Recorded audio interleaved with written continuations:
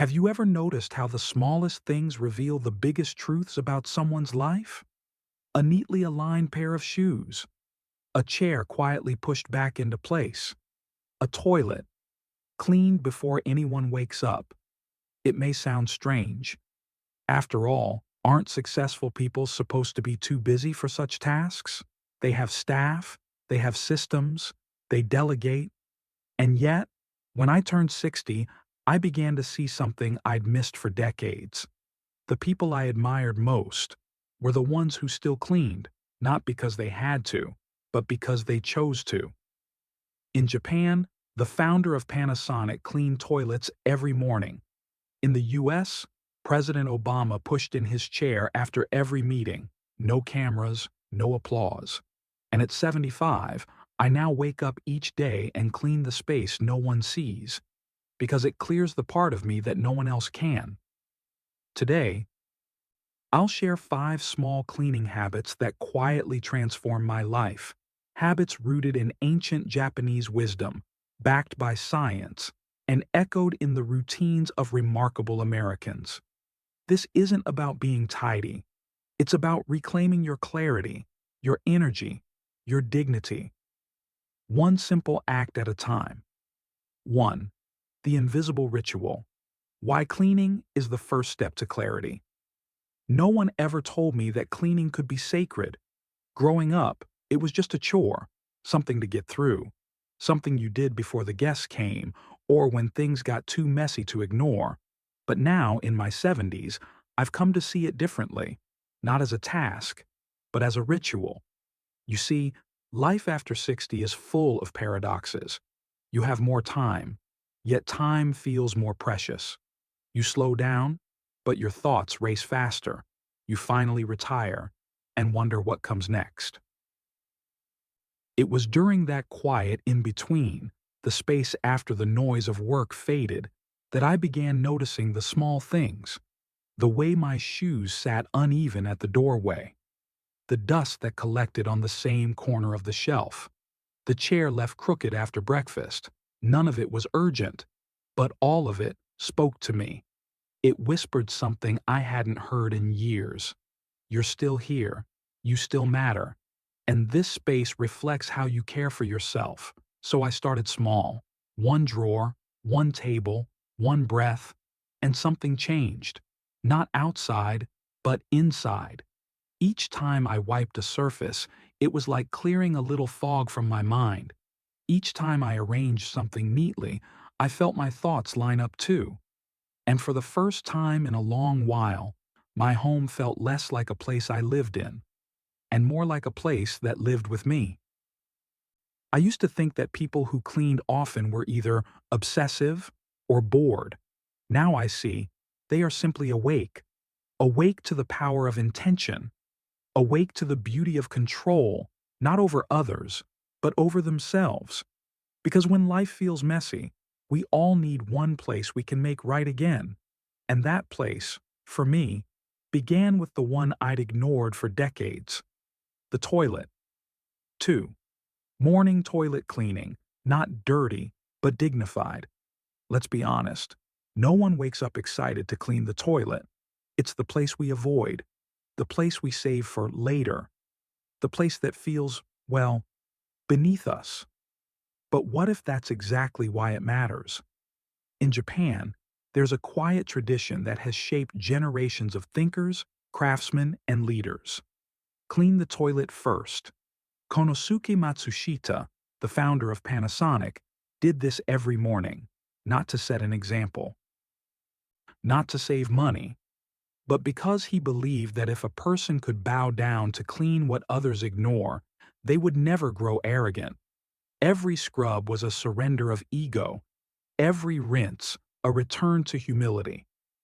Soichiro Honda, the brilliant mind behind Honda Motors, once said that cleaning toilets taught him to see what others missed: the edges, the corners, the details that build excellence. Even celebrities like Takeshi Kitano, a revered actor and director in Japan, practice this habit, not out of obligation, but out of reverence. They don't clean to shine porcelain. They clean to preserve clarity, to protect the quiet dignity of their space. At first, I thought this was just cultural poetry, but then I tried it, just once. I woke up one morning, walked to the bathroom, and instead of brushing my teeth first, I cleaned the toilet. 5 minutes, no gloves, no music, just me and the silence. And something happened. I didn't just clean a bowl, I cleaned a mood. I cleaned a heaviness I didn't know I was carrying. And when I stood up, I felt taller. Not because the room had changed, but because I had. Later, I found out this wasn't just in my head. In a survey by Lion Corporation in Japan, regular toilet cleaners earned an average of $7,000 more per year than those who didn't. Why? Because they were more proactive, more organized, more mindful. It wasn't about the money, it was about the mindset. Even Marie Kondo, living in America with 3 young kids, begins her day by cleaning her toilet. She calls it an act of gratitude, a way to keep the energy of her home breathable and calm. And there's science, too. According to the CDC, the toilet is the most bacteria-prone area in the home. For people over 60, cleaning it daily can reduce risks of E. coli and respiratory mold infections by up to 45%. Harvard researchers have even found that poor hygiene in this one space can disrupt sleep and emotional balance in older adults. But here's what matters more. Each morning that I clean the toilet, I'm not doing housework. I'm doing heart work. It reminds me that nothing is too small for my attention, that no task is beneath my dignity, and that how I begin my day sets the tone for how I live it. So if you've ever thought this habit was silly, pointless, or too humble to matter, try it. Just one morning, not for anyone else, not to impress, but because the cleanest mind often begins where no one's watching. Now, let's move from the bathroom to the doorstep and explore why lining up your shoes might be the simplest way to bring peace into your home. 3. Shoes at the door. How small order brings big peace. It always starts at the door. The moment you enter a home, you feel it, without a word being spoken. Sometimes it's warmth, sometimes it's chaos. And more often than we realize, it begins with the shoes. I remember walking into a friend's house years ago. The foyer was spotless, except for the shoes, piled, mismatched, scattered like fallen leaves. And though I said nothing, I felt it instantly. Tension. Not because the house wasn't clean, but because the entrance wasn't calm. In Japan, even preschoolers are taught to remove their shoes and line them up neatly with the toes facing outward, not as a rule, as a ritual. It's a moment of transition from the world outside to the sanctuary within, from public life to private peace, from rush to rest.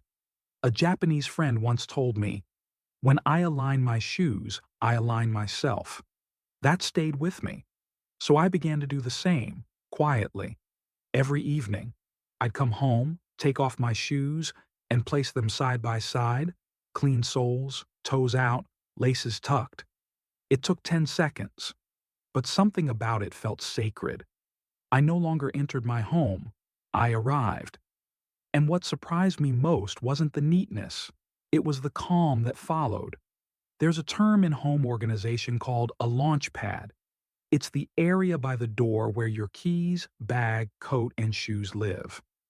Experts say that when this space is organized, stress levels upon arriving home drop by over 60%. Why? Because the first few seconds shape our nervous system's response: safe or scattered, peaceful or pressured. As we age, this matters even more. For seniors, messy shoes aren't just unsightly, they're dangerous. They cause trips, slips, and that ever-present tension in the body that says, "Watch your step." But more than that, they clutter the mind.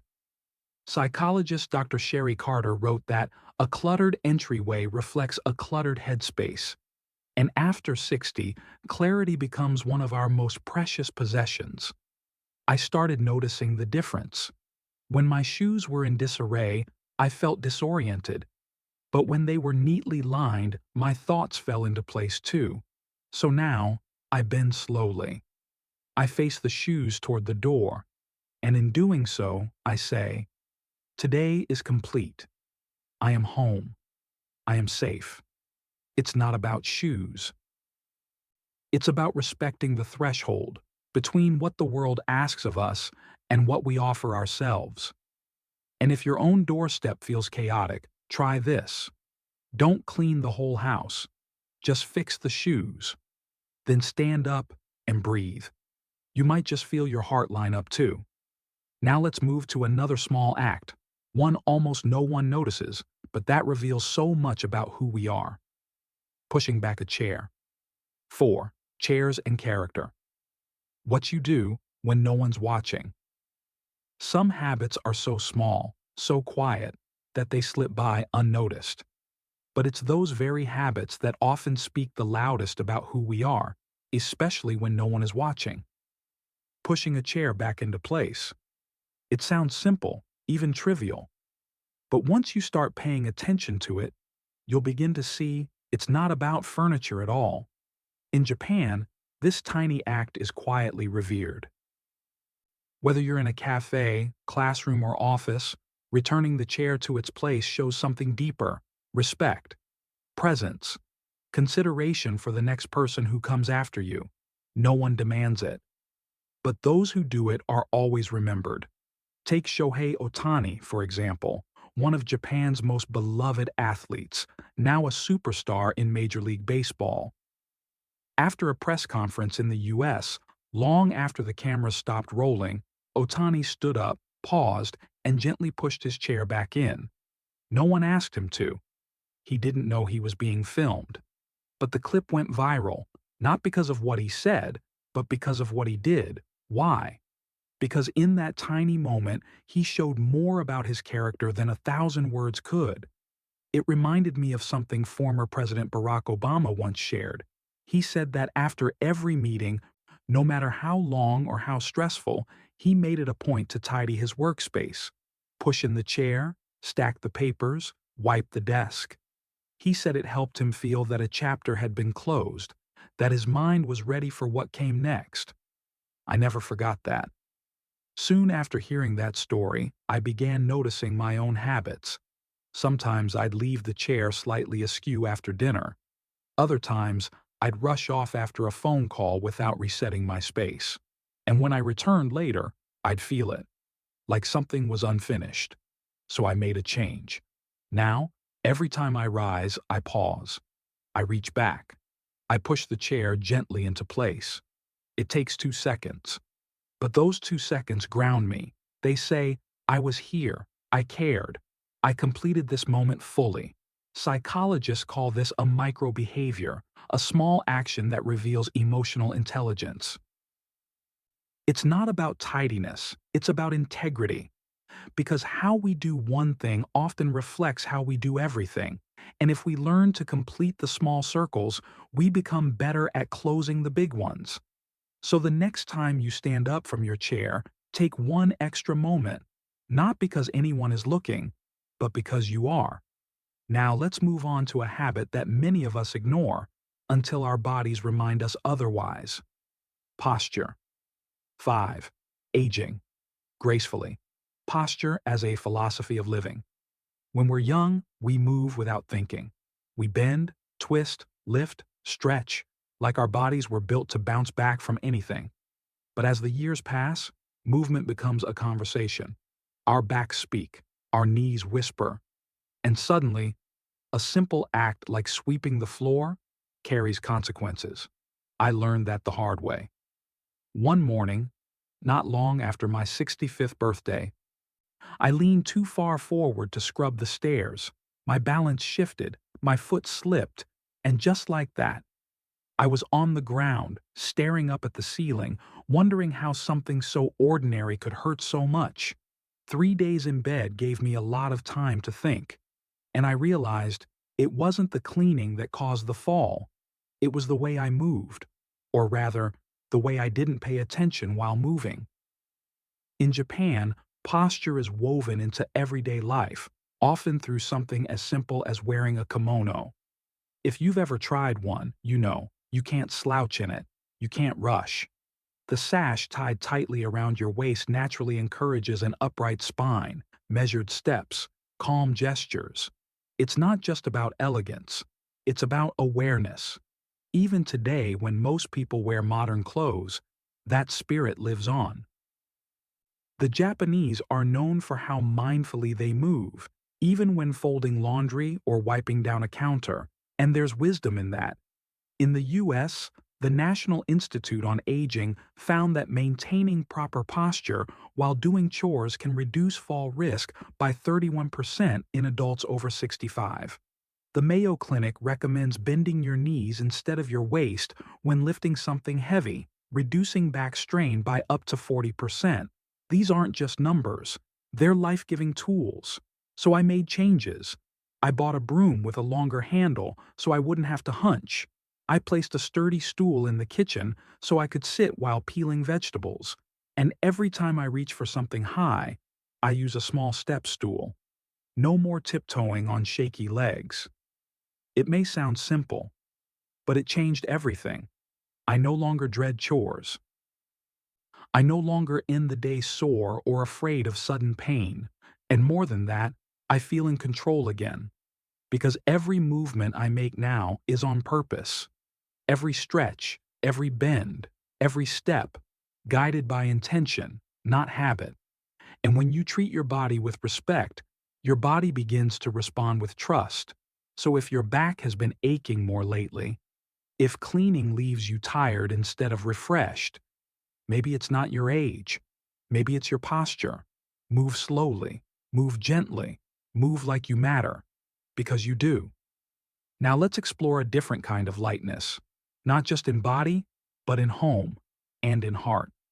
Let's talk about knowing when enough is truly enough. 6. Less stuff, more space. The art of Danchari and the American minimalist. There was a time when I believed that more was better. More kitchen gadgets, more decorations, more just-in-case towels, vases, storage bins, tablecloths. But over time, I started to feel a quiet pressure in my own home. I couldn't explain it at first. The house looked fine, clean enough, functional. But somehow, I felt heavy. Not in my body, but in my mind. Then one day, I opened a drawer to find scissors. And it took me 5 minutes. I sat there, staring at the clutter. Old batteries, expired coupons, dried pens. And I realized this wasn't just a messy drawer. It was a mirror of my mental state. That moment changed everything. I began to read about Danchari, a Japanese minimalist philosophy built on 3 pillars. Dan, to refuse what you don't need, Sha, to throw away what no longer serves you, Ri, to separate from attachments. It wasn't about living with nothing. It was about living with intention. So I started small. 1 drawer, then 1 shelf. Then the cabinet under the sink I hadn't touched in 10 years. Each time I let go of something, it felt like I made space, not just on the shelf, but in my heart. And as my physical space cleared, so did my thinking. I slept more peacefully. I moved more easily. And most of all, I felt more at ease with myself. I discovered I didn't need 3 teapots. I needed one, a good one. One I loved that made me smile every morning.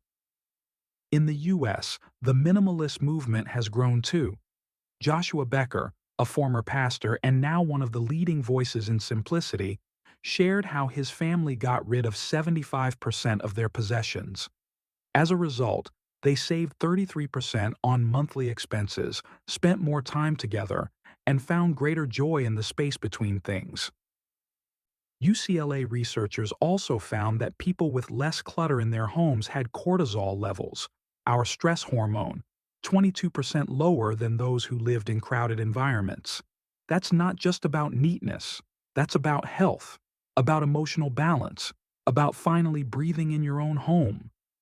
I used to hold on to gifts out of guilt, shoes I no longer wore just in case. decor I hadn't liked for years but kept because, what if? But now, I ask myself one question. Does this add light to my life? If not, I thank it and I let it go. Because the goal isn't to own less. It's to feel more free, more space to move, more room to rest, more clarity to think. So if your home feels heavy lately, don't start with the whole house. Start with one drawer, one corner, one old object that no longer fits your life. And watch how that small release opens something inside you too. Now, let's move from the outer environment to the inner one and explore how science, psychology, and spirituality all agree. Cleaning is not about perfection, it's about peace. 7. From chaos to control, the psychology behind cleaning habits. There's something deeply human about wanting things to be in order. A desk cleared, a floor swept, a pillow fluffed just right. Some say it's a matter of preference. But science tells a different story.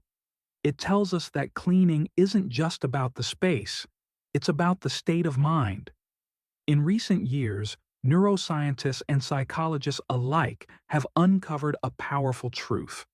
What we do with our hands can reshape how we feel in our hearts. When you clean, your brain releases dopamine, a chemical associated with reward, motivation, and even happiness. It's the same boost we get from completing a task or achieving a small goal. And for people over 50, that little boost can be life-changing. Why? Because as we age, we often lose the fast-paced structure that once defined our days. Retirement, empty nests, slower mornings, they create gaps. Gaps that, if left unfilled, can become spaces for anxiety, restlessness, or even depression. But filling those gaps with small acts of care, like wiping down a sink or folding a towel with presence, brings us back to center. A study from the Harvard School of Public Health showed that older adults who maintained daily household routines reported better sleep, stronger memory, and more stable moods. Meanwhile, psychologists at Princeton found that clutter competes for your brain's attention, leading to decreased performance and increased stress, even if you're not consciously aware of it. In other words, that messy kitchen counter isn't just an eyesore, it's a silent stressor. And that clean corner by the window, it's a visual exhale. I remember one day, after a long, foggy week, I sat in my favorite chair, but something felt off. Then I looked down. The rug was askew. The books on the side table were stacked unevenly. There was a tea stain from the morning I'd ignored. I got up, slowly fixed each thing, and sat back down. And just like that, my thoughts cleared. My chest loosened. I could breathe again. Because cleaning isn't just physical, it's symbolic. Every time we wipe something clean, we send a message to ourselves. You are in charge. You can bring order to this world, one small act at a time.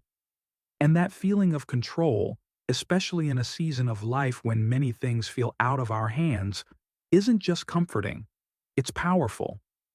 So if life feels chaotic, don't start with your thoughts. Start with your hands. Make the bed, fold the blanket, wash the cup slowly, like it matters. Because in that moment, it does. Now, let's bring everything full circle, not by adding more, but by knowing when enough is truly enough. 8. A clean start. Choosing your first step today. We've traveled through small habits today, habits that might seem ordinary, even invisible. Cleaning a toilet, lining up your shoes, pushing in a chair, standing with care, letting go of what no longer serves you. They don't require money. They don't demand speed. They ask only for presence. But in return, they offer so much more. Clarity. Calm. A sense of self you may have lost somewhere along the way. You see, the truth is this. We don't have to renovate our homes or reinvent our lives to feel better. Sometimes, we just need to sweep one corner, straighten one drawer, stand tall in our own space, because when the outside begins to clear, the inside often follows. And no matter your age, your story, or your past habits, today can be your clean start. So if you're wondering where to begin, here's my gentle invitation. Don't do all 5 habits. Don't aim for perfection. Just choose one. Maybe tomorrow morning, you'll clean the toilet, not out of duty, but as a quiet bow to your day. Maybe tonight, you'll line up your shoes, and in doing so, feel your thoughts align too.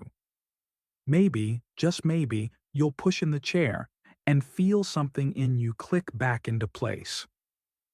Because these are more than habits. They are choices. Tiny declarations that say, I am still here. I still care. I still shape this life I live. And sometimes, a gentle life begins not with doing more, but with doing less, more intentionally. If today's message touched you in any way, I invite you to leave a comment below. Let me know what your one habit will be. Or simply say, I'm beginning again. And if you know someone, perhaps a friend, a parent, a neighbor, who could use a little peace, share this video with them.